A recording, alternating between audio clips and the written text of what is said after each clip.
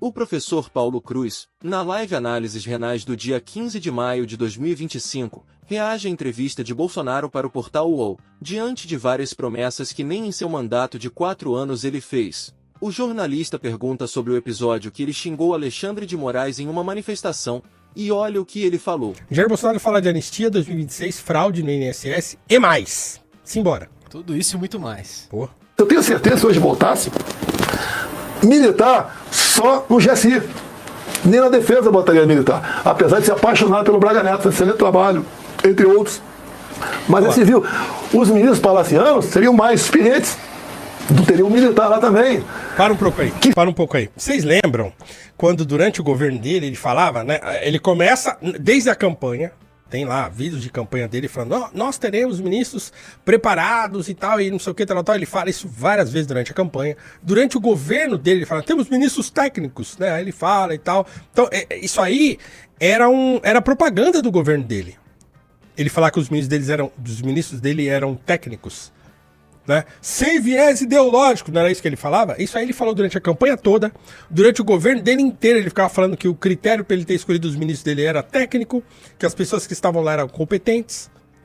E aí, claro, ele agora que está em campanha, mesmo estando inelegível, ele fala que não, eu ia colocar mais gente mais técnica. Né? Então, quer dizer, o Bolsonaro de 2025, ele está criticando o Bolsonaro de 2022. 2021, 2020, 2019, né? Então é curioso isso. Volta um pouquinho aí e continua. Também, que experiência é essa? De parlamento. Eu fui muito bem, me senti muito bem com o Ciro quando ele assumiu a Casa Civil. Dado a vivência, o seu conhecimento com o parlamento, me tirou uma série de problemas. Ele resolveu o assunto, ele procurava o líder e conversava. Antigamente o Braga Neto foi chefe da Casa Civil, mas não sabia conversar com os caras. Foi um erro meu. Hoje a gente votaria muito melhor. Até a relação com o Supremo Tribunal Federal. Tem que ter um relacionamento com o Supremo Tribunal Federal. Ponto final. Tem que ter um relacionamento. Por mais que temos a essa... Para aí. Cara, procura aí o vídeo daquele... Opa! Sai! Opa, entrou alguém. Álvaro, seja muito bem-vindo ao Valete Plus, nosso primeiro Valete Plus do dia. Estou feliz da vida, vai receber uma revista Valete autografada por mim, mais um porta-copo, um cordão, tá? E entrando mais um Valete Plus, a gente sorteia uma camiseta da Valete. Acha... Mais um? Álvaro. Aê, Caio, legal, muito bom, seja bem-vindo ao Valete Plus. Então, daqui a pouco a gente sorteia, então, no final... a primeira camiseta. Entrem mais aí no Valete Plus, por favor. Cara, desculpa aí parar a coisa aqui, mas acha o vídeo em que ele fala lá o Sai Alexandre de Moraes. Né? Porque é bom a gente contrastar isso, porque a gente nunca pode esquecer, tá? Se tem uma coisa que a gente não pode esquecer, é o que foi o governo de Jair Bolsonaro. Nós não podemos esquecer.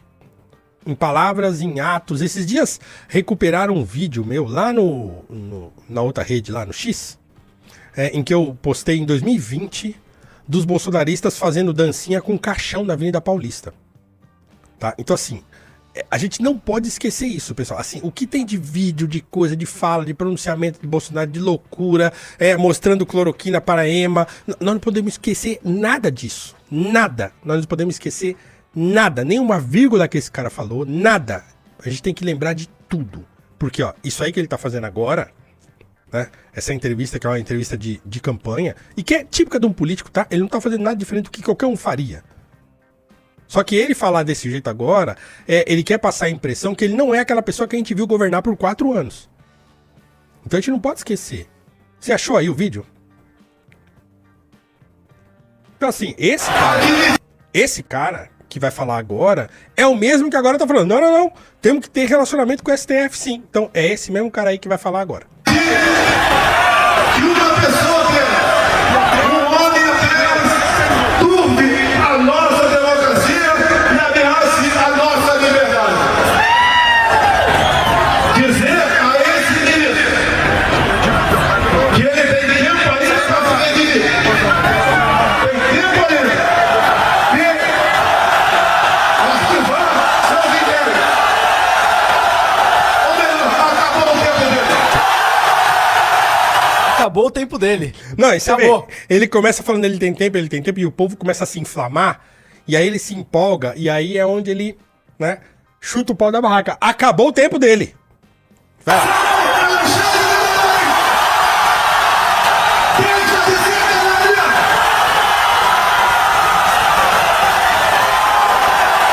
Deixe de oprimir o povo brasileiro!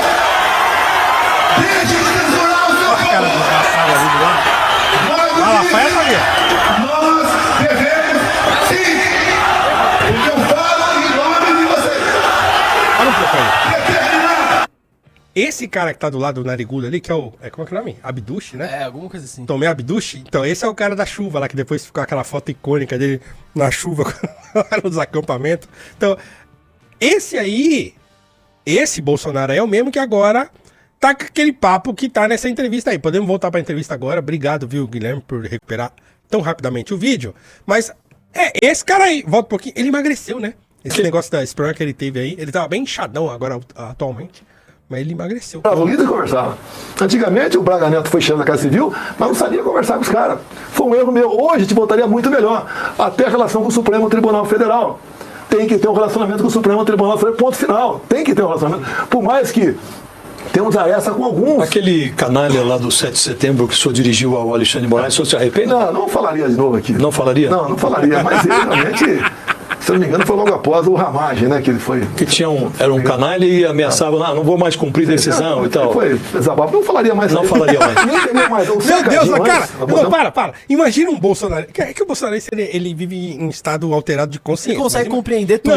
Não, você imagina você que tá me assistindo aqui e que é um apoiador do Bolsonaro, deve ter, sempre tem um ou outro aí. Imagina que você, bolsonarista, né, que sabe que seu tio tá preso lá, que tem, sei lá, tantas pessoas que estão presas lá e tal. Imagina que você, que confiou e que acha que ele é o mito, que ele fez tudo que era possível, que não sei o quê, e que foi culpa da pandemia, que ele teria feito um governo maravilhoso. Como os bolsonaristas falam assim, não, o Bolsonaro entregou um país muito melhor, e não sei o que, tal.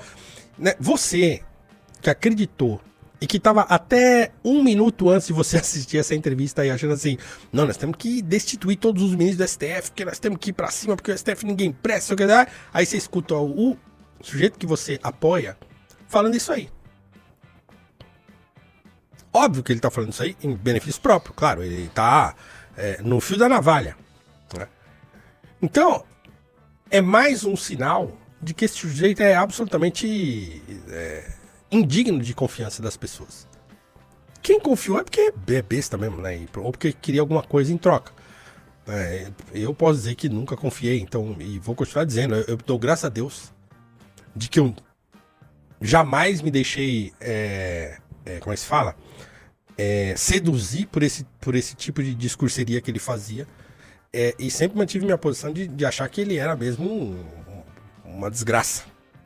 E tá aí mais uma prova, né, de que ele é igual a qualquer outro parlamentar, se não for muito pior. Né? Não no sentido de ter feito coisas muito piores, porque fez coisas muito ruins, mas porque é de uma vileza, de uma incapacidade que são gritantes e patentes para todo mundo. E que só não vê quem não quer. Você precisa estar muito alucinado para achar que esse sujeito é confiável. Olha o que ele tá fazendo aí. É o mesmo cara que quando as pessoas foram presas lá, ele chamou de baderneiro. Né? As mesmas pessoas que nessa mesma entrevista aí ele foi defender, dizer que elas não são criminosas e tal, né? E que ele poderia muito bem ter desmobilizado quando ele pôde, porque ele poderia ter feito isso. Ah, mas elas estavam no direito delas de se manifestar. Claro que estavam. Estavam. Mas ele poderia. Ele poderia dizer, gente, acabou, perdemos, tá? Saiam da frente dos quartéis. A gente não tem o que fazer aí na frente dos quartéis. Acabou. Vamos agora lutar para voltar em 26. Vamos construir uma nova candidatura. Preciso do apoio de vocês e tal, não sei o que lá. Mas, ó, vamos sair da frente de quartel aí, porque não tem o que vocês ficarem fazendo aí. Não tem nada que eu queira fazer dentro do regime democrático que vocês aí na frente dos quartéis possam fazer por mim. Então saiam. Ele poderia ter feito isso. Não fez. Muito pelo contrário. Ficava dando sinal, né? Estímulo contraditório. Toda vez que ele falava, né, de modo ambíguo. Esse mesmo Braga Neto que ele tá falando que ele adora, que ele ama de paixão, que ele é apaixonado, é o mesmo Braga Neto que apareceu lá naquele cercadinho durante todo aquele imbróglio das pessoas em frente de quartel e falou assim, ó, pessoal, vai segurando aí que, ó, tem coisa chegando. Tenham paciência, foi o que ele falou, né? Ou seja, ele também não foi lá e falou, gente, ó, vamos desmobilizar, vamos sair da frente de quartel. Não. Ele fomentou a permanência das pessoas na frente de quartéis. Essas mesmas pessoas que a gente ficou o pipoqueiro, popcorn and ice cream, Sealers. Esses caras estavam dormindo em barraca há 2 meses na porta de quartel. Não estavam trabalhando. O popcorn não estava vendendo a sua popcorn. O ice cream não estava vendendo o seu ice cream. Estava na porta de quartel, comendo churrasco bancado lá por gente do agro, dormindo em barraca. Muitas vezes com filho pequeno, com criança. Essas mães que ele fica evocando agora que estão presas, têm filho pequeno, essas mães, muitas delas estavam há 2 meses em frente de quartel. Certo? Não estava cuidando da família. Não estava cuidando dos próprios interesses, estava cuidando do interesse dele, do Bolsonaro. Então essas pessoas foram instigadas a permanecer ali. Por ele. E por toda aquela entourage dele de gente psicopata que estava vendo isso como vantagem. Certo? Então agora, tudo isso que aconteceu com essas pessoas é culpa dele também. Dele, do filho dele, dos filhos dele, dos ministros, do governo dele. Então ele aparecer agora como se essas pessoas tivessem... e que estão sofrendo um processo de injustiça, como de fato estão, e que ele não tem nada a ver com isso, é claro que tem. É claro que tem. Claro que tem. Porque os sellers, os sealers, como ele falou, de popcorn e ice cream, estavam lá boletados em porta de quartel há 2 meses, sem trabalhar, comendo churrasco, e cantando hino pra pneu, pegando o celular pra chamar ET, sei lá que diabo que eles estavam fazendo naquele dia lá. Né? Fazendo dancinha, grudado na carroceria do caminhão. Esse pessoal tava protagonizando um show de comédia e ao mesmo tempo de horrores. De novo, eu vou falar de novo. Nós não podemos esquecer o que aconteceu. Eu apaguei muitos vídeos do meu celular desse período, mas tem muita coisa na internet. Muita coisa. Vejam os vídeos. Se você que tá agora assistindo aí, você talvez não acompanhasse na época, não sei o que, sei lá o que, é só procurar. Procura os vídeos das pessoas que estavam acampadas nas portas dos quartéis. O que essas pessoas estavam fazendo. Que loucura que estava acontecendo ali. Os crentes ajoelhando, e aí, Bíblia, não sei o que, tal. Né? E eu tô falando aqui, vocês sabem, como um crente que eu sou, também sou crente. Né? A subversão da fé das pessoas por uma paixão política pecaminosa. Então assim, nós não podemos esquecer. Toda vez que a gente olhar pra cara desse sem vergonha, a gente não pode esquecer o que esse cara fez durante os 4 anos em que ele foi presidente do Brasil. E pra onde ele levou, porque foi ele que levou as pessoas. Pra onde ele levou uma parte considerável das pessoas que o apoiavam, que apostaram tudo nele, que deixaram de trabalhar, deixaram de viver suas vidas pra viver a vida dele. Camisa do Brasil, faixa do Brasil na cabeça, e não sei o que, papapá, e hino, e não sei o que lá, por causa dele. Então, que a gente não esqueça disso, que a gente não seja ingênuo. O brasileiro se esquece das coisas muito fácil. A gente não pode se esquecer disso, nem a pau. Nem a pau. Enquanto eu tiver um microfone pra falar, e que esse sujeito aparecer, eu vou lembrar todo mundo, né, quem ele de fato é. E o que ele fez de errado pelo nosso país. E fez muita coisa errada. Muita coisa errada. Foi um governante medíocre. Vocês lembram o que ele fez em 2022? Para tentar se reeleger? Vocês lembram no dia da eleição o que a Polícia Federal fez, a Rodoviária Federal fez, impedindo as pessoas de votar? Fazendo lá comando em estrada, impedindo as pessoas de transitar. A dinheirama que ele soltou. Eu tenho amigos que trabalham na Caixa Econômica.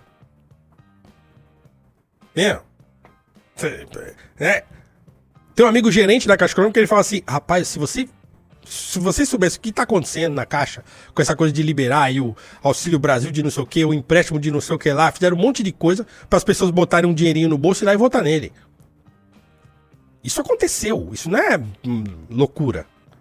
Então toda vez que a gente vê esse cara aparecer na televisão ou qualquer outro lugar, a gente tem que se lembrar disso. Porque ele tá aí. Ele tá inelegível agora, mas daqui a pouco ele tá aí. Tudo pode acontecer. Eu não bateria o martelo de dizer que ele não terá condições de disputar a eleição em 26. Eu não. Não, eu conheço o Brasil. Pode acontecer uma mágica do dia pra noite lá e devolverem a elegibilidade pra ele. Agora, claro, se ele não for candidato, ou será em nome dele. Como foi o Haddad em nome do Lula. Então, a gente tem que ficar esperto com isso.